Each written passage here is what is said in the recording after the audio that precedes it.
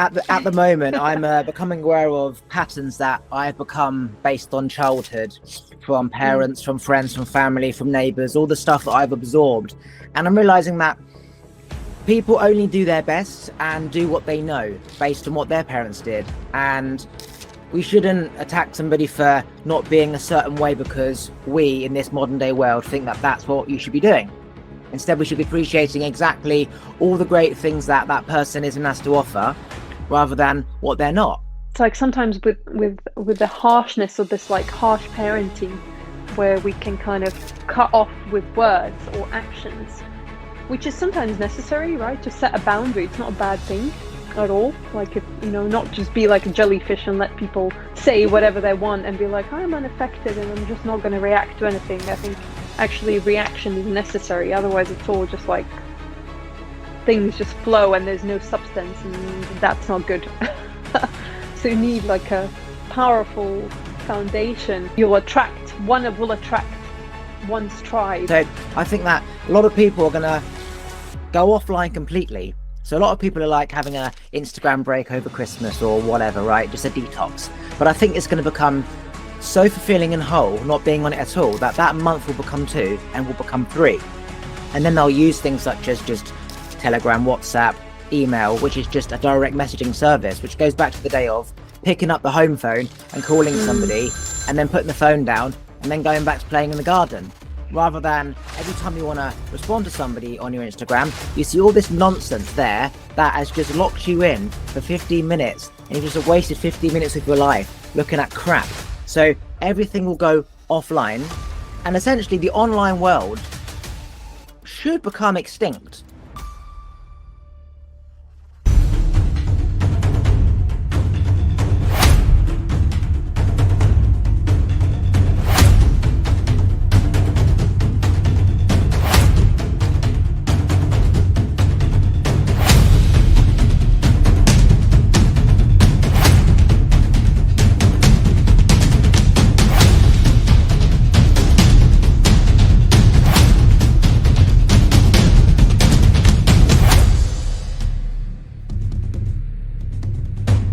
So every morning when I go on my work computer, I look out my window and I see a family of 3 squirrels run across the fence from like the other neighbor's garden, and they walk along my fence and they start snacking on the sunflower seeds that is in the bird feeder.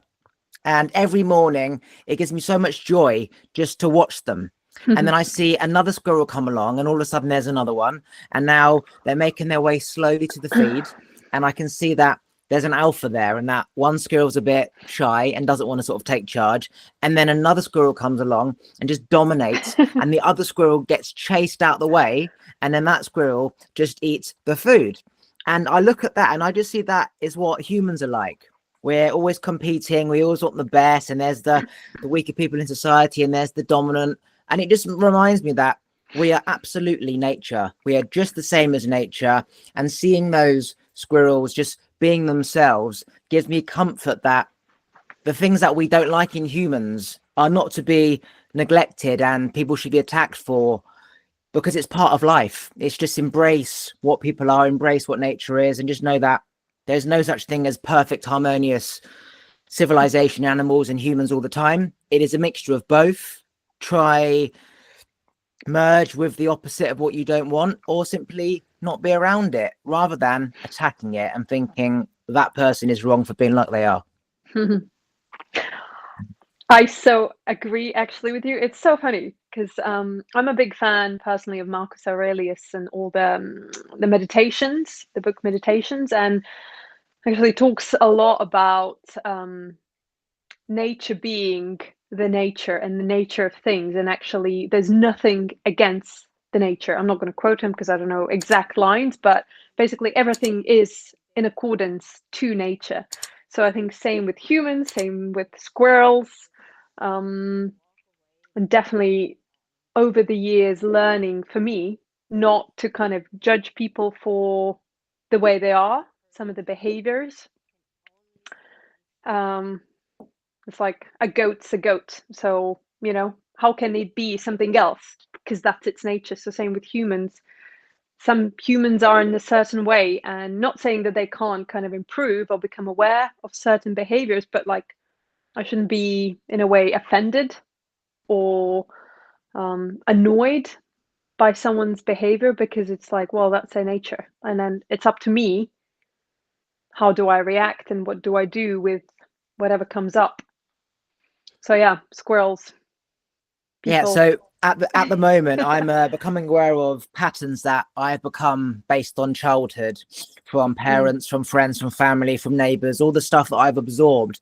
And I'm realizing that people only do their best and do what they know based on what their parents did. And we shouldn't attack somebody for not being a certain way because we, in this modern day world, think that that's what you should be doing.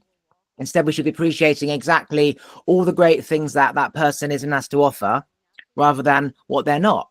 And that's called knocking me for the things I can't do rather than the things I can do. So somebody could be 95% the most incredible person on the planet, does everything faultless, but that 5% could be deemed as wrong by somebody who deems that 5% is important. And it's not that that is important or not. It's just that that is that person's preference, and the other person doesn't know any different. And it's up for me to change that pattern I don't like, say that 5%, if it's a problem, rather than try and change them. And that by changing myself, they might see the reflection in them that I have now changed, and they naturally might organically change themselves. And Abraham Hicks' little snippet that I was listening to last night, essentially saying, when you change source, you go into the actual alignment that you should be in and that the others should follow, rather than trying to go into their alignment to make it fit yours. Just going to yours, and around you will mold, because that is how the universe works. Everything adapts around it. Yeah. I agree. I also think there's no should. I think there is a flow of things, and again, nature will find its way. And in terms of childhood patterns and behaviors, I think I think it's so relevant, and I think it's been talked about a lot more this day and age. A lot of kind of more research being done into different patterns, and especially developmental stages. And obviously, it's easy to look back and say, "Hey, parents, you could have done better," but or point fingers. But we're not. That's not the path of pointing fingers. And yeah, I agree as well. Everyone just does the best they can with the knowledge they have at the time, and that doesn't mean we can't improve, because the nature of things is to evolve. So I think it would be silly for someone to, see certain behaviors and patterns and just go then, oh, well, that's just the way it is, and I'm just going to fall into that's, I think, complacent, and I'd want to even call lazy or uncaring towards oneself and towards this, the purpose of evolving. I think that's the whole purpose for me. What the meaning of life is to continuously be curious of what's possible. How can I change things for myself? What are the different patterns that are coming up, to be constantly mirroring, reflecting back, and everything's in a way the reflection of oneself, right? So by pointing finger, then I'm actually pointing finger towards myself. So then there's something to look at. Yeah, so I'm looking around and I'm seeing that everything is going online and you can't get away anymore. And as you say, nature has a way of doing things. So when there's too much water, you sort of drown out all the trees, and then they just become rotten, and then they become mud, and then new life can be born. And if there's really hot drought across the earth, then something happens over there, and there's this perfect balance. So I think that a lot of people are going to go offline completely. So a lot of people are like having a Instagram break over Christmas or whatever, right? Just a detox. But I think it's going to become so fulfilling and whole, not being on it at all, that month will become 2 and will become 3. And then they'll use things such as just Telegram, WhatsApp, email, which is just a direct messaging service, which goes back to the day of picking up the home phone and calling somebody, and then putting the phone down, and then going back to playing in the garden. Rather than every time you want to respond to somebody on your Instagram, you see all this nonsense there that has just locked you in for 15 minutes, and you've just wasted 15 minutes of your life looking at crap. So everything will go offline, And essentially the online world should become extinct, because we're doing a full circle. If no one's online, then people aren't making money online. There's no advertisement, there's nothing. So advertisers are going to go bust. Online companies, websites are going to go bust. So then everything's going to go back on the ground, which is that full cycle of essentially leaflets and business cards and brochures rather than online stuff. And that is how humanity will reset themselves from essentially having their brains stolen from very smart people who understand the science of everything. And then we're just going to be sick of this, come back on the ground, and then we'll be so whole that we won't even want to pick up our phone. And then it'll be like, what the hell was a phone? Like 5 years after, like, remember we had a phone, and now we're just on the ground talking like we used to be. So the point is that everything balances out, no matter what you think is bad or good, because it has to be balanced. Again, I personally believe there's no good or bad. It just is. I think it's a perspective. One can see something as bad or good. In a way, it's irrelevant. Personally, mold can be seen as bad, but it's got its purpose and things. So what perspective are we looking at? Nature does not put things as bad or good, I personally think, and everything has its place, basically. So I like the vision of a world where people are offline and connecting more with each other. However, I am a bit of a realist, and just seeing how things obviously that might happen, maybe, I don't know how many years time, I don't know. I cannot dare to say such predictions, but I think the driving force of ultimately human just kind of how to put it, desire for power, greed, control, and being above nature. I think that's what humans are very good thinking. We can rise above, we're better, we can control nature. And you hear all these stories of countries controlling the weather and moving clouds, and all the AI stuff coming in now as well. So I think it's a beautiful vision to have that sometime in the future in the idealistic world. There's a lot of advantages, like being online. We wouldn't be chatting now if there wasn't internet and phones. So I think, again, it's a perspective how one chooses to use technology and all the tools that are available. One can exploit it.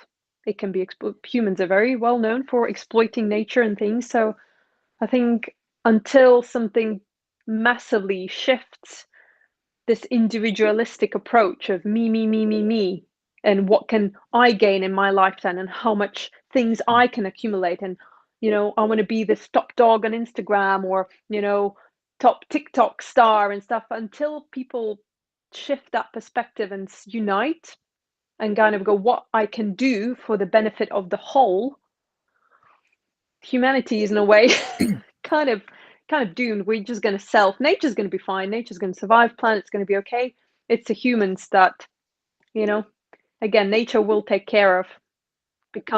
We start to become like little parasites, taking over, exploiting the earth, and I believe nature will take care of that. So yeah, and then we'll go back to no phones, no internet, no nut, and reset. So what somebody told me about, the feminine movement, and quote me if I'm wrong, I'm just relaying what she said, but essentially Mother Earth, woman creates life, right? The female creates the life, and they have this different type of balance and nurture and understanding. So no matter what you do, kind of understand, forgive, like you would a child. If a child does something wrong, you forgive and you love and move on. In a man's world, it's very power orientated, dominant, taking over you. I'm taking something so you don't have it, so I've got more. And so the more men are in charge of the world, we've lost the balance of care and nurture. It's now just about greed and dominant, and I don't give a shit about you. I'm just going to take for me. And as more men are up there, they are threatened by women because they've got that balance, because essentially women created the men, right? And so it's like, okay, well, if you're a threat, I don't want you there. So I'm just going to invite my pals in, because at least I can punch him in the face and he'll know where to, and balance ourselves up. And so now you have all these men in powerful situations where you get it. It's competition, and it's okay to shit on you. And if you do something wrong, I'll punch you or whatever. And it's the norm. Meanwhile, because there's no balance in the world, everything else is going to shit, because it's now modeled off simply men in organizations and power and owning everything. And she helped me understand that that's why women need to be in control and in power, because they have the ability to balance everything. And like a female cub will attack and love at the same time. So it will attack a threat and it will also love the cubs. Whereas you could say the masculine's job is to go out and bring food, bring back money. So while she's looking after the cubs and the babies, man goes out, brings the food back, because you've got to do one or the other. So when the man's out, he's got to fight off the other male figure to essentially win the food. Otherwise, his chicks and his feminine ends up dying. So in that sense, it makes sense. But in terms of how the modern world is, it's going to shit because there is no balance of that feminine, and that has to change. And do you think that nature will kick in that sense as well, where somehow women will rise to the top of corporations and men will just simply be like outvoted, like nature has a way of? Well, it's not a new topic, obviously. It's been discussed millions of times by different people. It's a well-known fact. Women have been suppressed over centuries. The witch burning, even in front of me, I've got like loads of women's circle, women who run with wolves, loads of I've been reading up on over the years. For myself, I think it is changing. I think it's obviously it's still in comparison to how many, obviously I don't know the statistics, but I think there are a lot more women in powerful kind of positions and taking charge. And even went to see, I don't know, a film a couple of weeks ago, produced by women, directed by women, male kind of cast wasn't really dominant, so it's all female led. So I think a lot of people are talking more about that, kind of appreciating what women bring, different kind of way of I don't know, I guess being in the world and making decisions. And obviously there's always exceptions. I don't want to kind of stereotype that all men are somehow power grabbing and greedy and controlling, and all women are these, loving and nurturing. With, there's always a bad batch, or, no, I guess there's no good or bad. It's just different. So in terms of if the nature is going to take care of that, I believe personally things are going to kind of work out the way they need to. I trust in the way of nature, in the course of nature. How, I don't really get caught up on how that's going to happen. In a way, it doesn't really matter for me. I think people often talk about all these big steps or big changes, but I think what's more interesting for me and how I kind of focus on living my day-to-day life is like what I can do personally day to day in my life, in my lifetime, that can make a difference. Because I think people underestimate their own power, and I think that's how we're going to change the world. And it's been said, I don't know how many years ago, if you want to change the world, just like start with yourself. And I'm a big believer. It's like, it's not out there, it's here. What is one doing every day? How is one acting? What work one is doing on themselves? How are we treating men? How are we treating women? Or how am I treating men? How am I treating women? What am I doing to step up into my female power, into this nurturing, mothering kind of like field that I have in terms of my creativity? Like, what's my contribution? Because I think it's very common for people to just sit back and go, well, you go fix this, or they will do something, or what can I do? And I think people need to start owning up and saying, like, what am I doing to make a difference in the world? Yeah, so it's like mold will grow from where the mold was and it will expand out, as opposed to trying to like go out and grab all the mold and bring it in. So starting from like inwards going outwards, the mold will attack the thing next to it. So if a I think human we being, need to, yeah, I think if one sees a mold, like the reaction would be like, I don't think it should be here, and what can I do to get rid of it? Rather than sit back and go, oh, I'm just going to let this thing grow. And then once it gets out of control, like, oh, could someone come and fix this, please? It's like, why didn't you do something? Why didn't you find ways to get rid of it? Catch it at the core, allow it to spread. And I think it's so common for people just to sit back and wait and expect someone else to come and clean up their fucking mess. So I'm like, uh, we got to take action. We got to step up. And I think that's how we are going to change things. I think there's a lot of shifts happening on different levels, different frequencies, whatever people want to call it. But I think people really need to kind of wake up and start acting for themselves, take action, and do things like take accountability for what one can do in their lifetime to make a difference. Can be a little thing.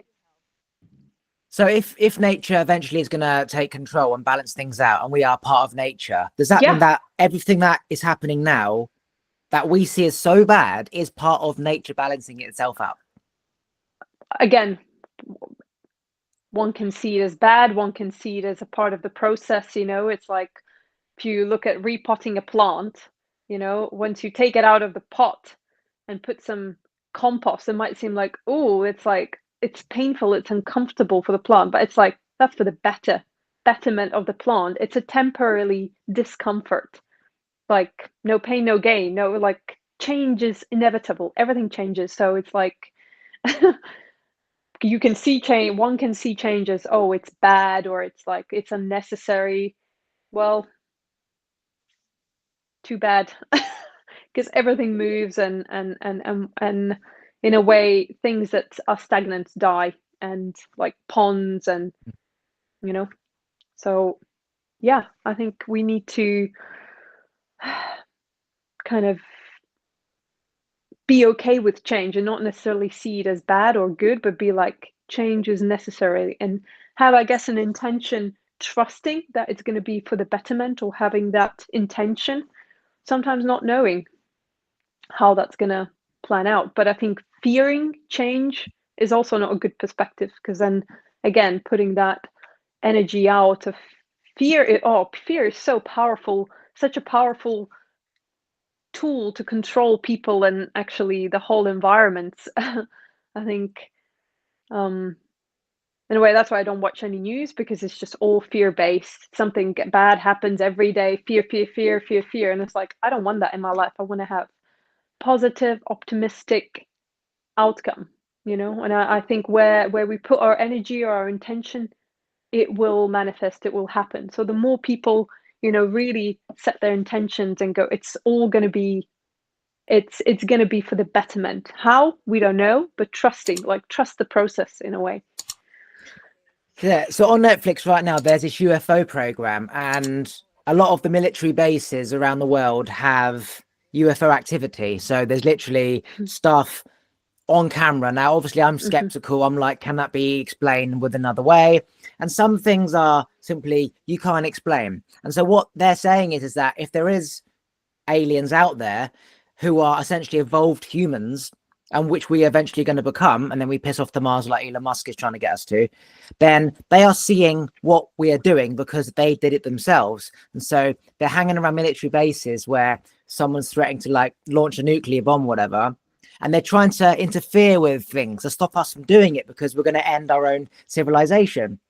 So is it like aliens are trying to stop humans from going too far and ruining everything before we can't balance ourselves out? Yeah, don't know if you've seen that documentary, but I have my own kind of perspective on things, and I guess it's a sensitive subject for a lot of people. And again, I think what does one believe in? We're yet so, like, look at the Christianity, such a big part of the world believes in something that's not visible. It's some scribbles in a paper that been passed on by some wonderful man called Jesus, and then yet everyone believes that and builds church. So yet aliens and other kind of supernatural things are somehow frowned upon, and oh, that can't be real. So I'll leave it for people to make up their own minds and decisions. I know kind of where I stand with it. I'm open to it. I do believe there is, there's a lot of things we don't know. It's like thinking outside of the box. We only know what we've been taught and what we've been conditioned. So, and just from perspective, how much of the human brain we actually use, and how much do we actually see? And if you look at all the different animals and different perceptions senses that they have, it's like, how can I say it's true or not? Because I simply don't know. There's so much we don't know. And I think having an open mind, and even having that possibility that, yeah, there might be, call it aliens, call it supernatural, call it gods, whatever you want to name them. I think, why not? It's like such a big freaking galaxy of, it's like, I can't even like grasp it. So how can I say, oh no, this can't be true and this is true? It's like people can make up their own minds. I'm not gonna kind of spoon feed someone information, but yeah, I've done a lot of research and facts, and I think there is something out there. What's interesting, right, as you said about, we've all the Christian faith comes back to Jesus, right? But there's no footage, video, photography, even writing of someone called Jesus, right? But there is, for example, symbols of ancient civilizations drawing on caves and walls and mountains, shapes that symbolize what we would say is a UFO or an alien. So it's like thousands of years ago, they're writing that, and we're also seeing the same thing. Is that a coincidence? Are we tuning into simply their thoughts? Have we based our belief on those symbols? Or is it that we're all seeing the same thing? We've also got video evidence and footage of these things, so there's actual physical evidence of these things, whereas the Bible and everything, as far as we know, that Bible was changed by that person and it became the New Testament and whatever, blah, blah, blah. But is there this physical connection to this person called him, Jesus, who wrote this? As much as the story is real and we can all resonate with it, there's, as far as I'm aware, no physical proof. Whereas the UFO ship, there is actually, if you believe what humans see. So if anything, that is more real than any religion, because all religion goes back to is essentially what's in your head.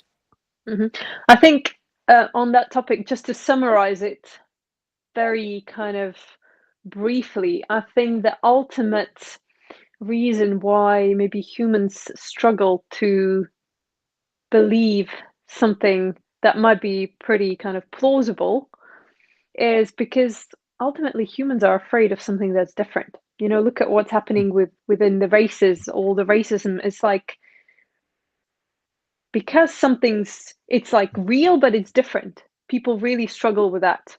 So in a way, it's easier to imagine this, like, some sort of divine being up in a cloud, because it's like, well, it's out there, it's not here, because it's not physical, right? So it's not so scary somehow. It's like, oh, it's over there. It's, hope for the best and trust. Easier to believe that rather than having to kind of face it, literally having to face something that's so different to us, to one, and to go, oh wow, what do I do? It's just like, it's too scary. Ultimately, it's just too scary to be faced with something different. And we can just see it amongst humans themselves. Wow, someone's different, we straight away like, no, just pretend they don't exist, push them away, outcast. It's a good point, because obviously there is evidence of, say, UFOs and aliens, and people essentially have to ask themselves, do I believe this? Which could go against everything that they ever believed in, if their ego isn't willing to accept that they were wrong, or that, say, their parent or sibling said that there was aliens, and they're like, no, it's not, you're crazy. Essentially, by saying, actually, there is aliens, you're going to tell your parents that you were right, and your ego might not want to say to somebody, you're right, Whereas the religion side of things, because no one knows and there is no evidence and proof, it's almost like you've got nothing to lose by having that belief, because no one's ever going to prove otherwise. No one's going to say you're wrong or you're right. And so you're on that perfect fence where you can't be judged because you don't know as much as I know. Whereas the alien shit, it's like, well, explain this. And then you've got to really go inwards to, well, how do I explain this? And then that goes essentially into accepting things that are there and are not there in our day-to-day lives. So, you know, yeah. It's also, I don't know, to my mind came this example of having someone, you know, a kid in a nursery and trying to explain to them university, some sort of master degree theory. Do you think they're going to understand that? You know, they don't have the vocabulary, the language, the perception to grasp something that's so beyond their comprehension level. So the way I see it's like what I said at the start as well. It's like there's so much we don't know. There's so much we don't perceive sensory wise. Like we don't even use like not even something like not even we use only like 10% or 2% of our brain. I can't remember exactly, but there's so much like we still don't know. So it's like aliens, whatever you want to call them, other beings. It's like it's a different almost like dimension perception that we just have not developed. So it's scary because we just don't understand it. It's like a little kid who sees something so complex and goes, huh, it doesn't make any sense. Like just push it away or say it's not real.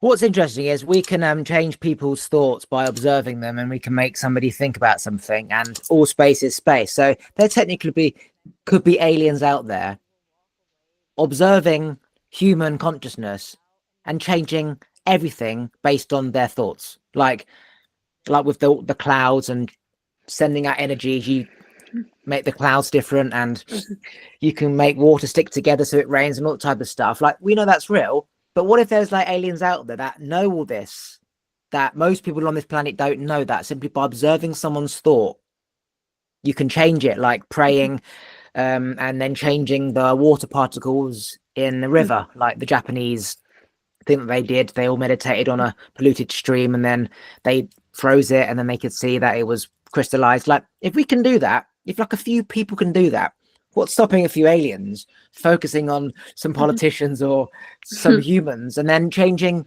what they do? Like whether somebody launches a nuclear bomb or not, like that's really, really real. Yeah, that's real, isn't it?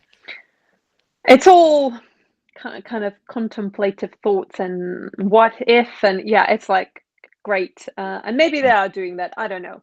Maybe that's part of the plan. I don't know. I simply trust the process. I trust that everything that happens around is part of something bigger that I might not be able to grasp right now. Maybe not even in my lifetime. I don't know. But it's happening, and the only thing that I guess can control or be kind of concerned with is just like my own thoughts, my own actions, my own intentions, and trusting that will kind of permeate out into the wider field.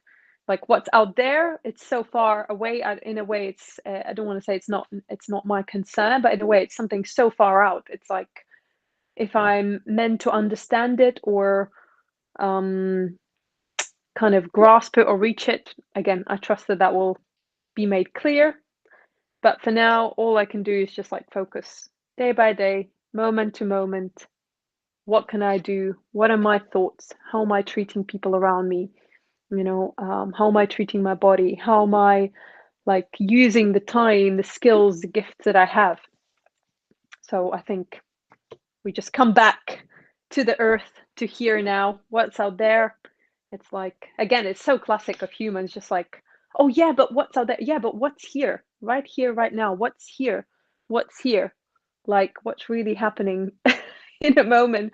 How am I think that for me is the most exciting because in a way, the whole universe, as Rumi said, the whole universe is inside of me. So we're mere reflection of all the particles and things that that is around us. So let's start here with ourselves, with our bodies, with our intentions, with our words. Yeah, so I think because most people in life, they grow up trying to be changed, told what to do by the parents, that naturally we have this thing in us to change people.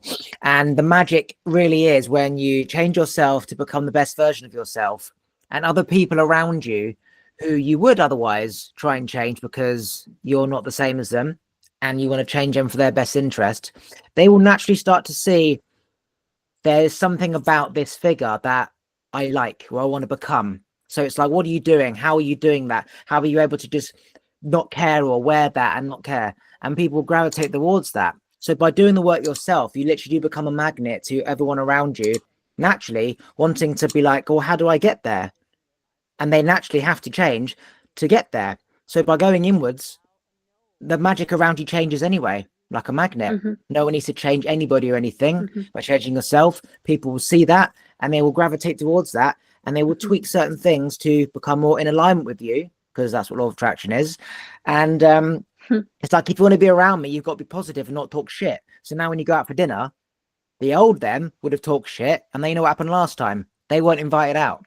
So the new them knows that if they want to be invited out for dinner, we talk about positive stuff. And so by you just staying grounded with who you are has changed them, and others around them who would have run away because they're so negative now start to come back, and they start to gravitate new positive people to them because they changed, because they wanted to go out for dinner with you.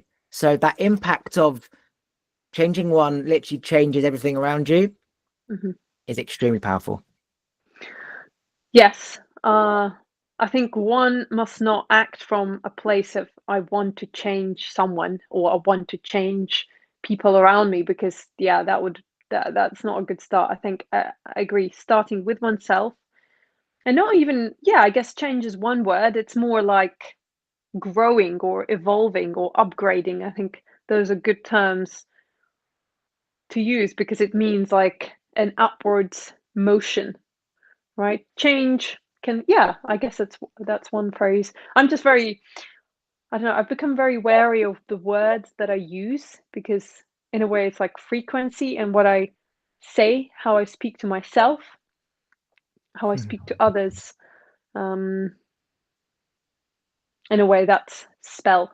We literally put a spell on ourselves. We put a spell onto things, people around us. So I think I'm just very wary of, even like, oh, bad or good. I'm trying to be so mindful of like not judging and not kind of putting labels on things, and being more kind of like, okay, what does it mean when I say that, or what's intention behind that? And ultimately, in a way it comes down to the heart of being just like, the loving human presence that we that we are, and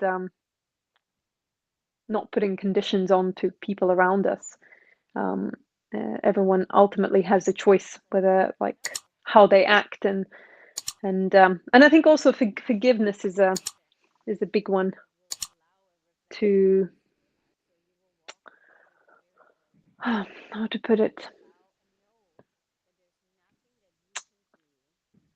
It's like sometimes with the harshness of this like harsh parenting, where we can kind of cut off with words or actions, which is sometimes necessary, right? To set a boundary. It's not a bad thing at all. Like, if not just be like a jellyfish and let people, you know, say whatever they want and be like, I'm unaffected and I'm just not going to react to anything. I think actually reaction is necessary. Otherwise, it's all just like things just flow and there's no substance, and that's not good. So you need like a powerful foundation, and then things will kind of gravitate towards that. The kind of you'll attract one will attract one's tribe, I guess, and that tribe might change because we constantly evolve and grow. So things around us will evolve, and kind of all the particles or dead particles will just kind of like flake away as we grow, and then new particles will get attracted. And so it's like it's change constantly around us, and growth and evolution, because that's ultimately I guess the human purpose is to strive to reach our potential, and what is everyone's potential might be maybe different. I don't know. Right. Anything you want to promote or plug before we finish? Promote or plug?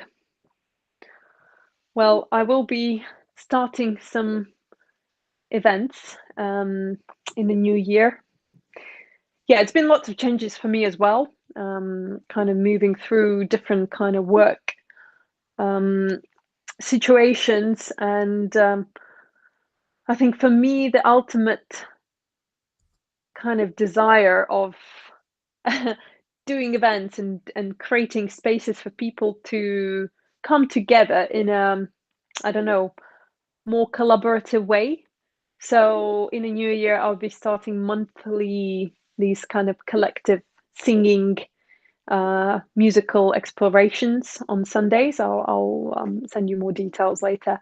And then, yeah, I'm doing regular sound journeys. If anyone wants to also try out Lomi Lomi Hawaiian bodywork, so welcome to get in touch with me.